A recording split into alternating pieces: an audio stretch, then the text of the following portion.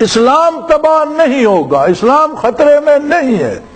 سیاستدان کو مفادات نہیں ملتے تو کہتا ہے پاکستان خطرے میں ہے، مولوی کو مفادات نہیں ملتے تو کہتا ہے اسلام خطرے میں ہے۔ اسلام خطرے میں نہیں ہے اور پاکستان بھی ہرگز خطرے میں نہیں ہے۔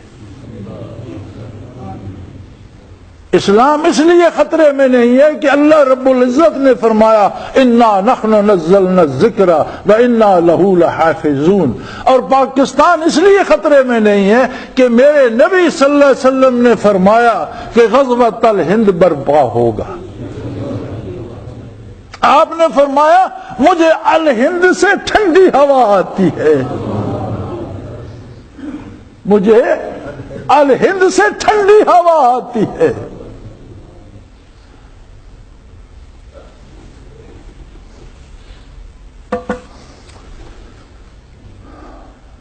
حضور صلی اللہ علیہ وسلم دنیا سے رخصت کی تیاری فرما رہے،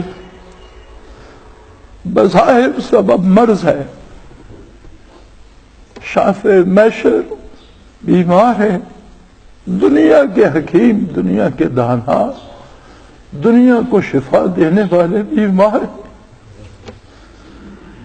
بہانا ہے منصب علی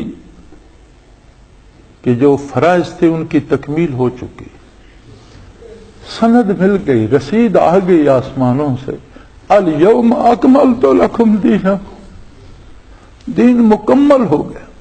صحابہ کرام خوشی منا رہے تھے، حجۃ الوداع کے موقع پر یہ آیت کریمہ عرفات میں نازل ہوئی، صحابہ خوشیاں منا رہے تھے، دین مکمل ہو گیا۔ تو کسی نے کہا ابو بکر کو ڈھونڈو رضی اللہ تعالیٰ، انہیں مبارک دو۔ تلاش کیے گئے تو آپ ایک کونے میں بیٹھے دارو قطار رو رہے تھے۔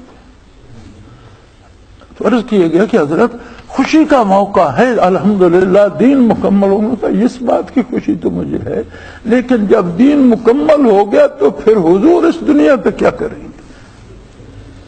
یہ دین کی تکمیل کی جو خوشخبری ہے اس میں یہ بات پوشیدہ ہے کہ حضور اب پردہ فرما جائیں گے، آپ کا کام ختم ہو گیا۔ یہ دنیا اس قابل نہیں ہے کہ حضور یہاں جلوہ افروز دیں گے۔ جس فرض منصبی کے لیے آئے تھے اگر وہ مکمل ہو گیا ہے، یار دین کو جاننے والے لوگ کتنے نبض شناس تھے، کتنے رمز شناس تھے۔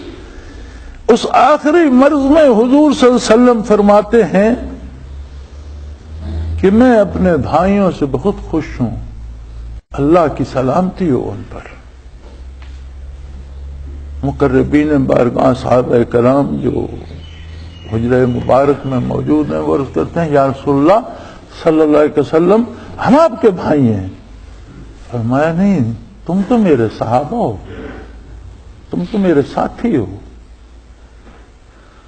میرے بھائی تو وہ ہیں جنہوں نے مجھے دیکھا نہیں ہے، صدیوں بعد آئیں گے، مجھے دیکھیں گے نہیں، مجھے سنیں گے، مجھ پر ایمان لائیں گے اور اس پر کٹ مریں گے۔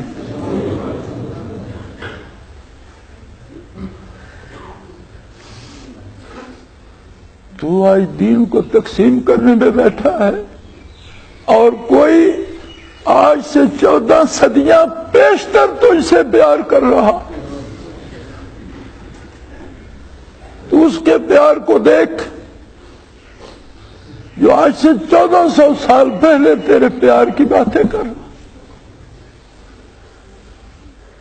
کون ہے ایسا محبت کرنے والا، کون ہے ایسا کریم؟ میرے اسی کریم صلی اللہ علیہ وسلم نے فرمایا کہ الہند میں جہاد ہوگا، غزوہ ہوگا۔ اور بڑی عجیب بات ہے، آپ نے فرمایا غزوہ، اصطلاحات جو تھیں جہاد کی ان میں غزوہ اس جہاد کو کہا گیا جس میں نبی کریم صلی اللہ علیہ وسلم نے بنفس نفیس شرکت فرمائی، اور آپ کی حیات طیبہ میں جو جہاد ہوئے اور حضور بنفس نفیس تشریف نہیں لے گئے، کسی کو امیر مقرر کیا، انہیں سریہ کا نام دیا گیا۔ تو غزوات و سرایا کی ایک اپنی تاریخ ہے، غزوات غزوہ کی جمع ہے، سرایا سریہ کی جمع ہے۔ ہم لاہور میں تھے، علماء کی محفل تھی اور یہ اخباری نمائندے تھے۔ سوال یہ آ گیا کہ حضور نے الہند کے جہاد کو غزوہ کیوں کہا ہے؟ ایک محقق نے یہ جواب دیا کہ بھئی لڑائی کو عرف عام میں بھی عربی میں غزوہ کہہ دیتے ہیں، رواج تھا، حضور نے غزوہ کہہ دیا۔ میں نے کہا جی نہیں حضور، بات یہ ہے کہ رواج تب تک رواج رہتا ہے جب اسے عام لوگ یا دنیا دار استعمال کرتے ہیں، وہ رواج رہتا ہے۔ اگر وہ رواج نبی اختیار کر لے تو رواج نہیں رہتا، وہ دین ہو جاتا ہے۔ رواج تب تک رواج ہے جب تک وہ عامت الناس کے پاس ہے، لیکن اگر وہی بات اللہ کا رسول اختیار کرتا ہے تو شریعت بن جاتی ہے، دین بن جاتا ہے، وہ رواج نہیں رہتا۔ چونکہ نبی رواجات پہ نہیں چلتا، پھر پتہ چلتا ہے کہ اللہ کو یہ ادا پسند تھی، اللہ نے اپنے رسول سے فرمایا کہ اسے اختیار کر لے، لہذا وہ منزل من اللہ دین بن جاتا ہے۔ تو حضور کا فرمانا غزوۃ الہند، اس کا معنی ہے کہ اس میں وہ توجہ نصیب ہوگی مجاہدین کو جو ان مجاہدین کو نصیب ہوتی تھی جن کے سر مرکاب حضور بنفس نفیس جہاد میں تشریف لے جاتے تھے۔ تو اگر بات یہاں تک ہے تو آپ کہتے ہیں پاکستان کو خطرہ ہے، پھر پاکستان کو کیا خطرہ ہے؟ پاکستان رہے گا تو غزوۃ الہند برپا ہوگا۔ نہ دین کو خطرہ ہے نہ پاکستان کو خطرہ ہے۔ پاکستان نہ صرف رہے گا، بڑھے گا، پھیلے گا اور سارا بر صغیر پاکستان کہلائے گا انشاءاللہ۔ خطرات ہمارے مفادات کو ہوتے ہیں تو ہم کہتے ہیں دین کو خطرہ ہے، خطرہ سیاستدان کے مفادات کو ہوتا ہے تو وہ کہتا ہے پاکستان کو خطرہ ہے۔ نہ دین کو خطرہ ہے نہ پاکستان کو خطرہ ہے، خطرہ اس کو ہے جو دین کو چھوڑ رہا ہے،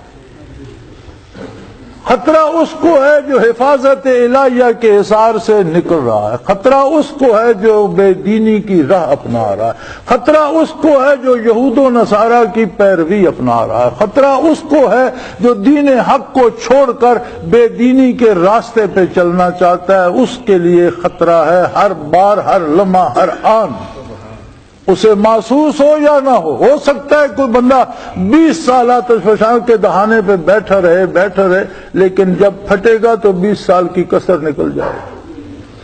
وہ خود کو محفوظ نہ سمجھے، وہ کسی وقت بھی پھٹ سکتا ہے۔ تو جو لوگ دین سے باہر جی رہے ہیں وہ آتش فشاں کے دہانے پہ جی رہے ہیں۔ کنتم علی شفا حفرۃ من النار، آپ نے فرمایا تم تو دوزخ کے کناروں پہ پھرتے تھے۔ اللہ کریم فرماتا ہے لوگوں تمہارا کردار، تمہارا نظریہ، تمہارا عقیدہ یہ تھا کہ تم دوزخ کے کناروں پہ پھرتے تھے، فَأَنْقَذَكُم مِّنْهَا، میرے نبی نے اچک لیا تمہیں۔